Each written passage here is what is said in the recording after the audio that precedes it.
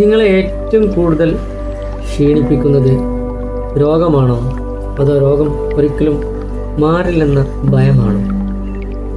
ഒരു ചോദ്യം ചോദിക്കട്ടെ.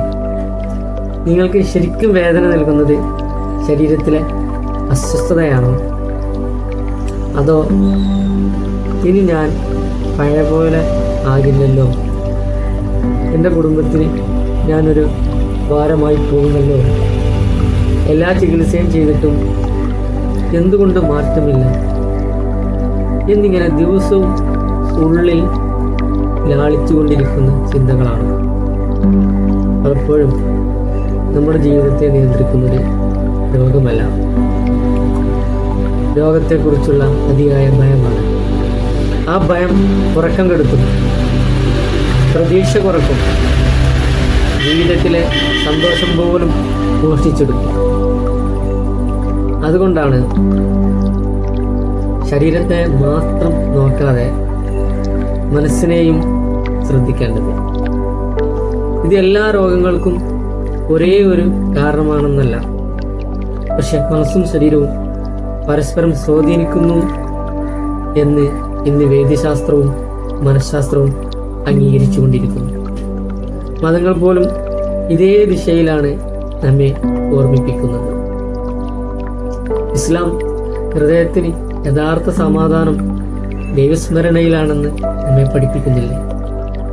ക്രിസ്തുമതം സത്യം അറിയുമ്പോൾ മനുഷ്യൻ സ്വതന്ത്രനാകുമെന്ന് പറയുന്നില്ല.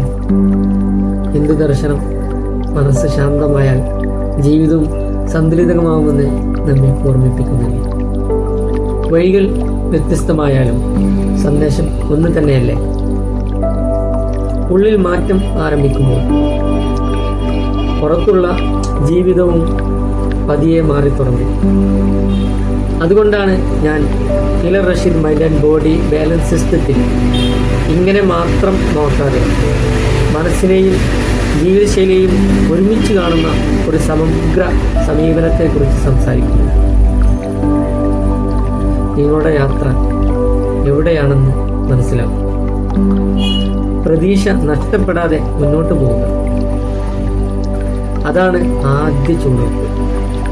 കാരണം ഭയത്തിൻ്റെ മറുവശത്ത് പലപ്പോഴും ഒരു പുതിയ ജീവിതം നമ്മെ കാത്തിരിക്കുന്നുണ്ട്.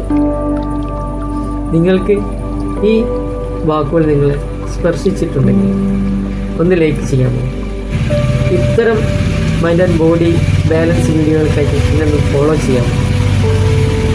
നിങ്ങളുടെ അനുഭവങ്ങൾ കമൻറ്റിലൊന്ന് പങ്കുവെക്കാം. അപ്പോൾ ഇതുവരെ കണ്ടതിന് വളരെയധികം നന്ദി.